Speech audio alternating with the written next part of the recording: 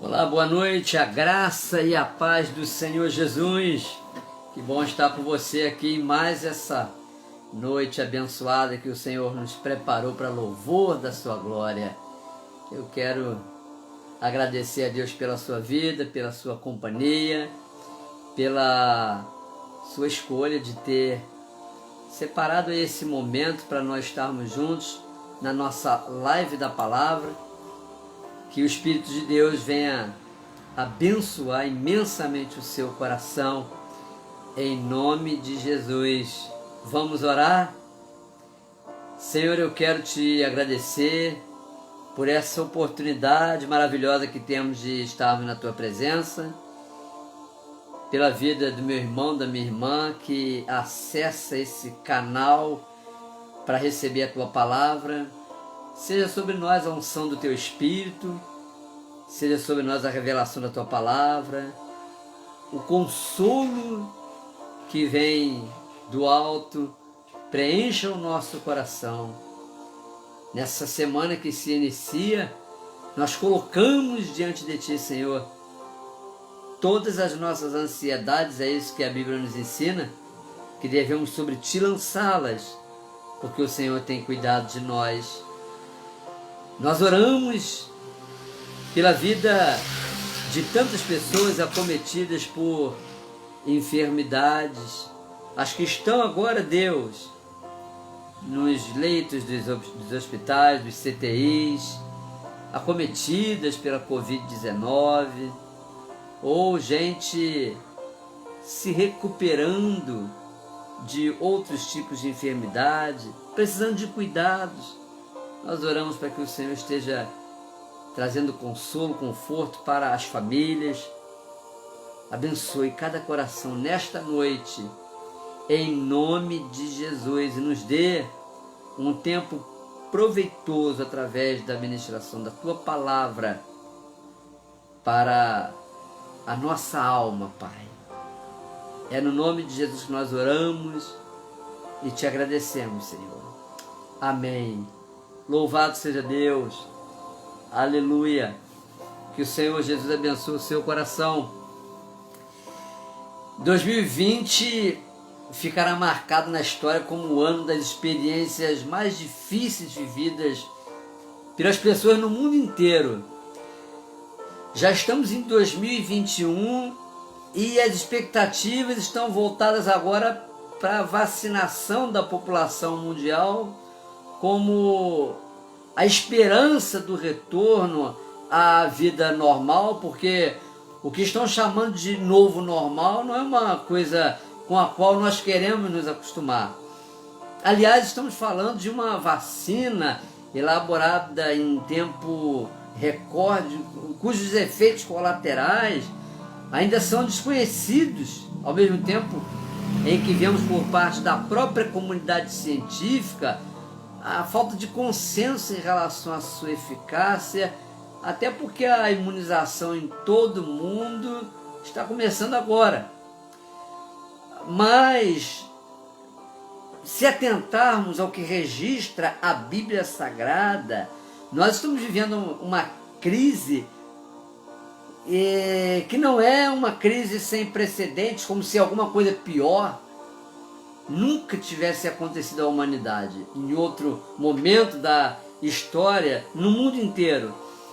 A Bíblia Sagrada registra um acontecimento que afetou severamente as pessoas do mundo inteiro, de tal maneira que nem mesmo o povo de Deus foi poupado. Mas no nosso tempo, o que mais poderia ter afetado tão severamente a humanidade como a pandemia causada pelo coronavírus? A falta de comida.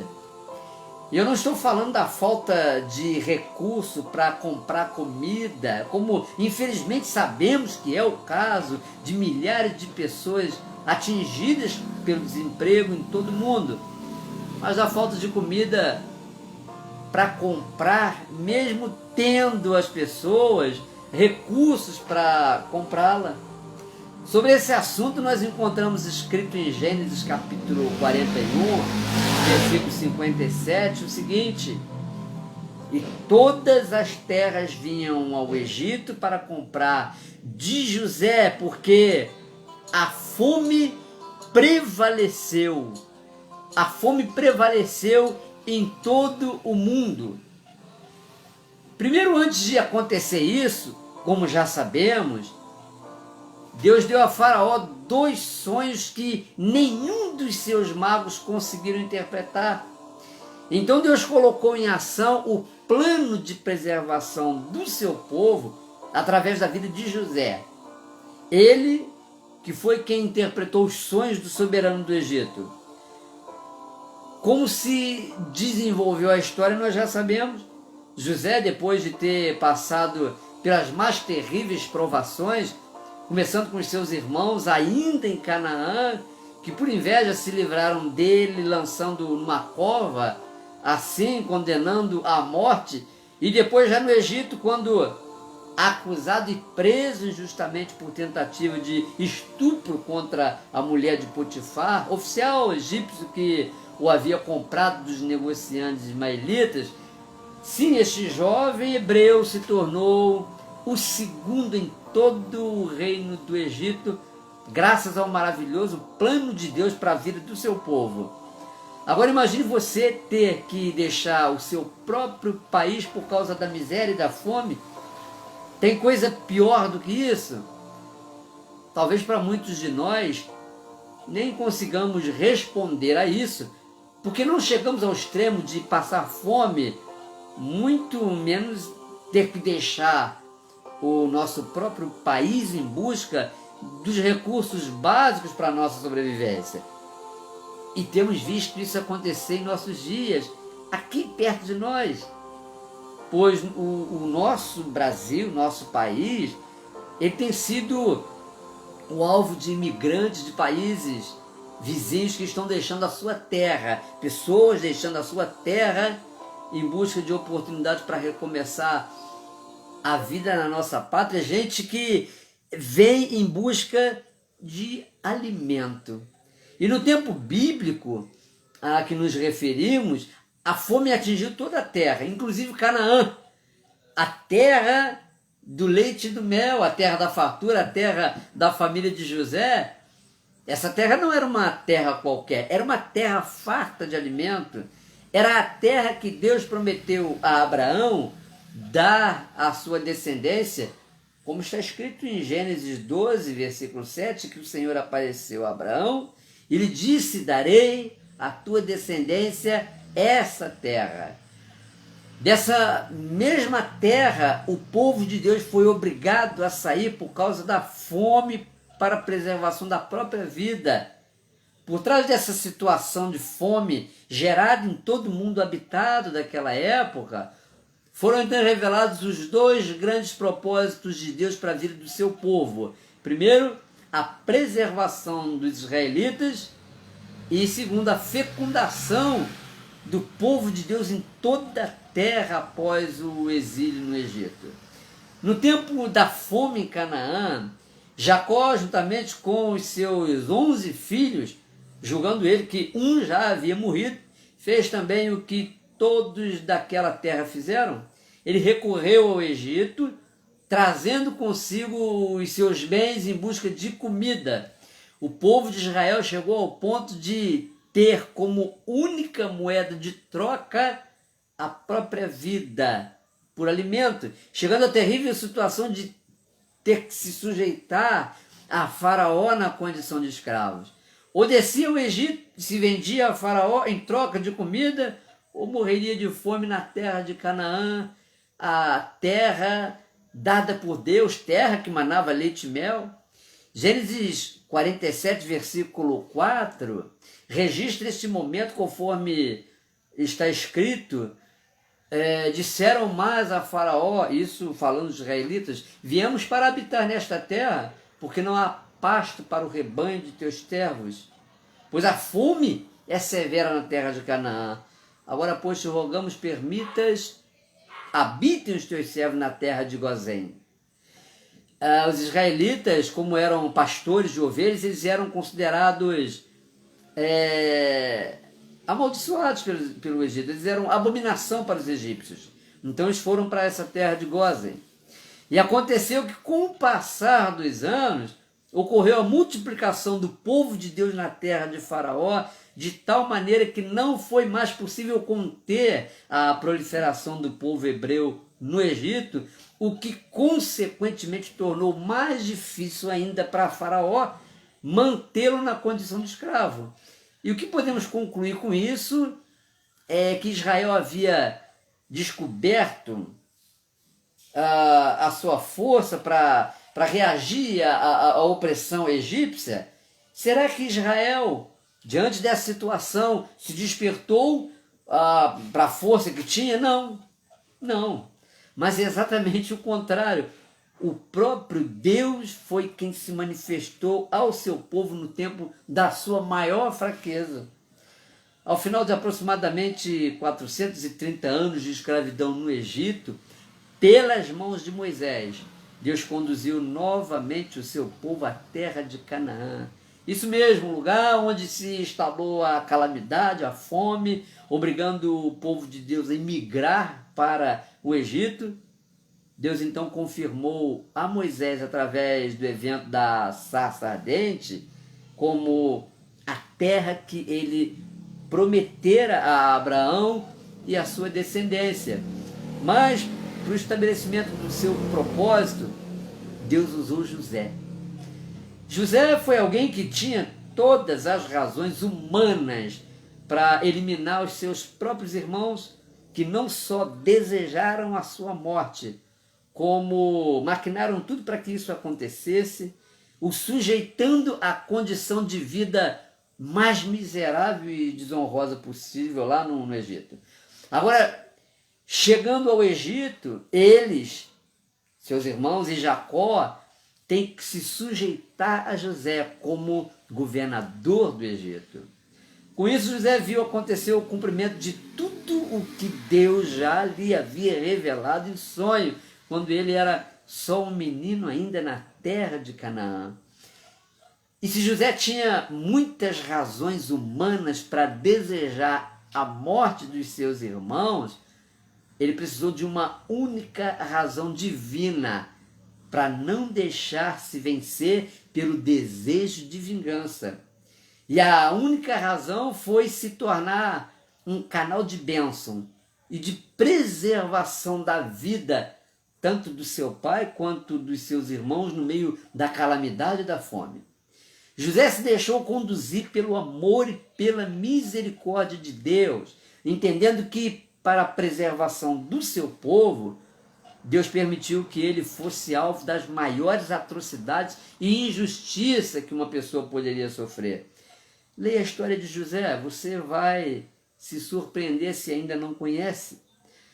Aprendemos na vida que tudo é uma questão de como enfrentamos as situações, assumindo a posição de vítima no meio da crise, ou entendendo a crise e as dificuldades que delas nos advêm como uma oportunidade de Deus para a realização do seu plano na nossa vida e através da nossa vida. José preferia enxergar sob a ótica da segunda opção. A crise pode nos amedrontar ao ponto de nos fazer admitir ser inútil reagir diante do que consideramos ser mais forte do que nós mesmos, ameaçando a nossa fé e confiança em Deus. Ou a crise pode despertar em nós o potencial para nos tornarmos um canal de bênção de Deus, como agente de transformação de toda uma realidade opressora. A crise pode nos convencer de que somos vítimas de uma situação que vai além da nossa capacidade de superação, ou pode nos tornar pessoas amadurecidas na fé, que aprendem a reconhecer as adversidades como um impulso para avançar rumo ao propósito de Deus. Você já pensou na crise que está vivendo como uma maravilhosa oportunidade de fixar o seu olhar em Cristo, lembrando das palavras que Ele mesmo falou: no mundo tereis aflições, mas tende bom ânimo, eu venci o mundo? Quando acessamos as informações transmitidas pelos meios de comunicação, percebemos uma mídia pelo menos 80% comprometida com a propagação do caos e do medo. Mas não podemos esperar nada diferente, porque a mídia fala exatamente do que Jesus disse que o mundo tem para oferecer: aflição. Mas a respeito dos que nele creem, por quem ele intercedeu, ele mesmo disse: eles não são do mundo, como eu do mundo não sou. Veja o que está escrito a nosso respeito em Efésios capítulo 2, versículo 6. E juntamente com ele nos ressuscitou e nos fez assentar nos lugares celestiais em Cristo Jesus.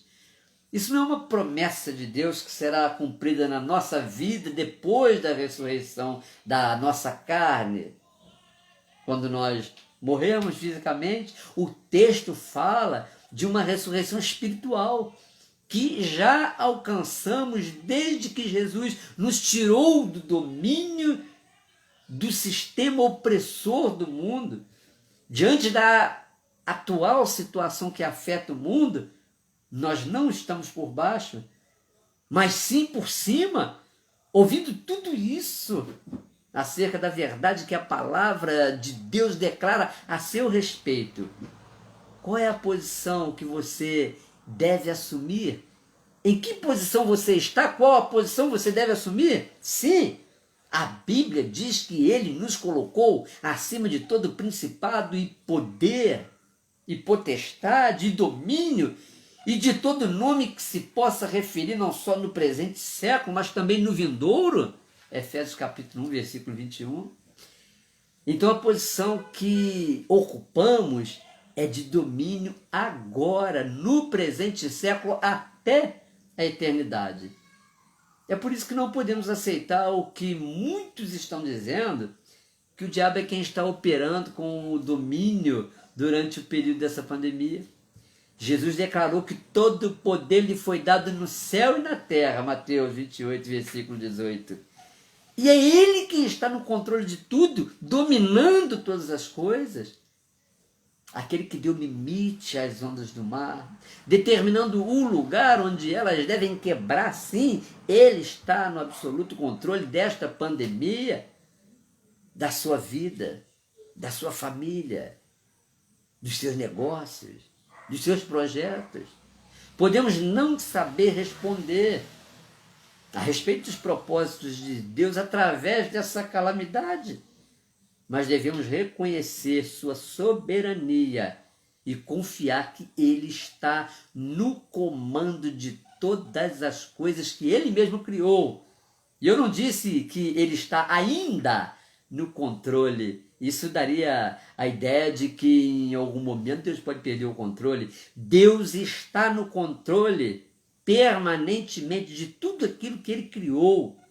Estamos debaixo da sua graça e do seu cuidado. Esse momento vai passar e daqui a pouco nós vamos, em nome de Jesus, nos lembrar das experiências que tivemos durante esse difícil momento, mas o Senhor vai nos abençoar e nós vamos vencer mais essa etapa. Se perseverarmos, se nos mantivermos firmes na fé, se não recuarmos diante dos desafios que se apresentam a nós. A palavra que eu quero declarar para o seu coração nesta noite é perseverança. A exemplo de José, que soube esperar com graça, com sabedoria, com maturidade, o tempo de Deus o levantar para algo muito maior do que ele pudesse imaginar. Para um plano que ia além das suas expectativas. Que o seu projeto maior, que os seus sonhos sejam sonhos de Deus. E com isso ninguém poderá impedir que eles aconteçam, porque são de Deus para a sua vida.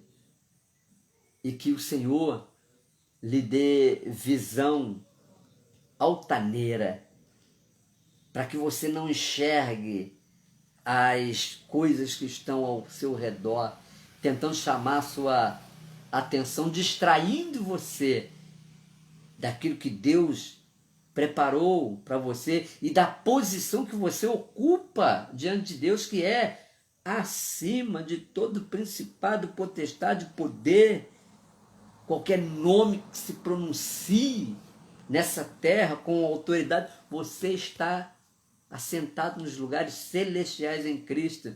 Você está dominando com Cristo. Você está debaixo da bênção do Todo-Poderoso.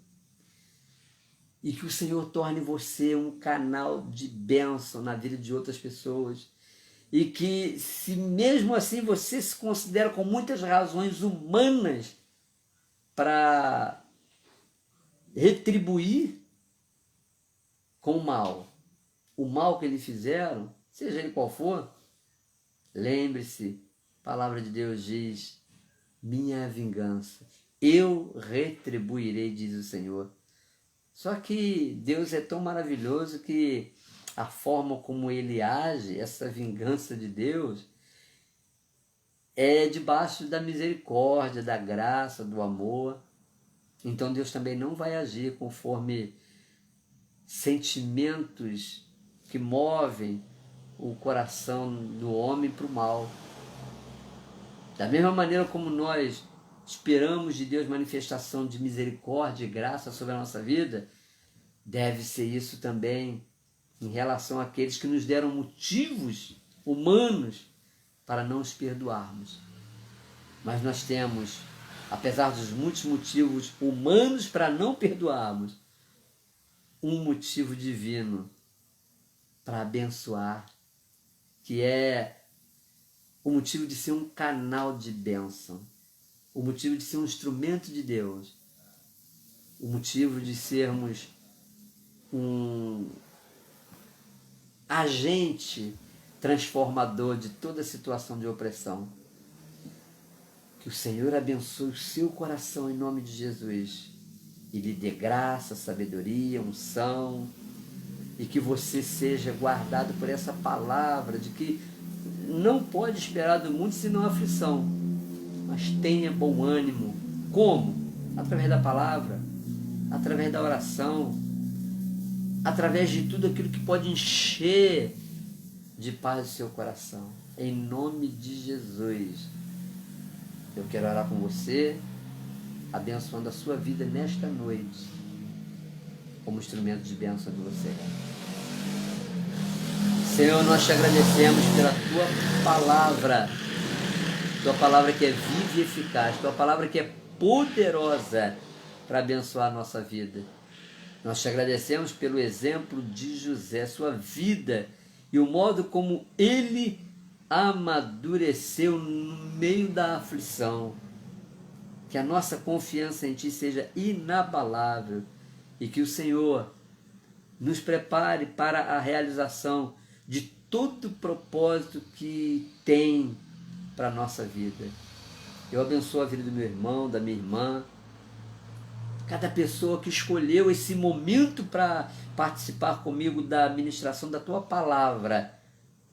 Que a sua vida seja abençoada, que os seus sonhos sejam estabelecidos em Deus pela tua palavra. Haja vigor, haja unção renovada, haja alegria do Senhor, como força operando na alma dessa pessoa, para lhe dar toda a disposição rumo ao que o Senhor tem preparado para a sua vida. E esse momento vai marcar, Senhor, de tal maneira a bênção na vida dessa pessoa, que ela transbordará para atingir outros que estão ao seu redor. Em nome do Senhor Jesus, nós não somos dos que olham para as circunstâncias, mas dos que olham para o alto e sabem que do Senhor vem o socorro. Em nome do Senhor Jesus, nós oramos e te agradecemos. Amém, que o Senhor te abençoe, que o Senhor te fortaleça. Você tenha uma semana de vitória, de graça, em nome de Jesus. Um abraço e obrigado pela sua presença aqui comigo. Acesse depois essa mensagem pelo canal do YouTube e se você não se inscreveu ainda, se inscreva no canal. Compartilhe essa mensagem, abençoe vidas, pelo menos 5 pessoas aí no seu grupo de WhatsApp, depois que você tiver lá o link do canal no YouTube. Faça isso abençoando pessoas, em nome de Jesus. Amém? Um abraço, Deus abençoe.